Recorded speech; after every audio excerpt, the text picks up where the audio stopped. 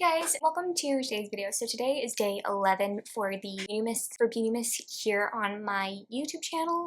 And today is episode 8 of my top 5 favorite beauty products. So today is actually the last part of my favorite skincare products. So we are going to be talking all about sunscreen. So in the 5th spot, I actually cannot find it. I might have gotten rid of it already, but I thought I didn't. It's the Jafra Revitalize sunscreen. It was such a great sunscreen. Or maybe actually, okay, I did get rid of it. I forgot. I thought I didn't.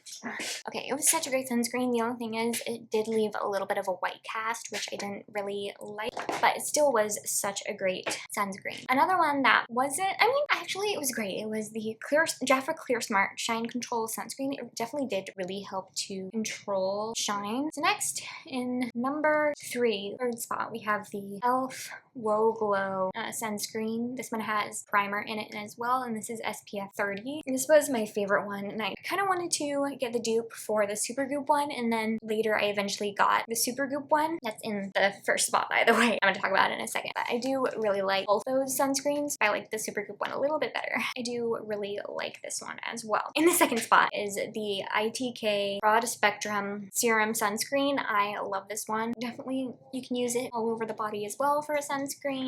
I do really like this one. Okay, in the number 1 spot, we have the Supergoop Glow Screen. This has S40 in it. I do like that this one has a little bit more SPF than the e.l.f. one. That's why I prefer the Supergoop rather than the e.l.f. I really do like this one as well. So I hope you all enjoyed today's video. See you guys tomorrow for day 12. And we are actually going to dive into all of my favorite makeup for my top 5 favorite beauty product series. So in that video, we are going to be talking all about face primers. So see you then.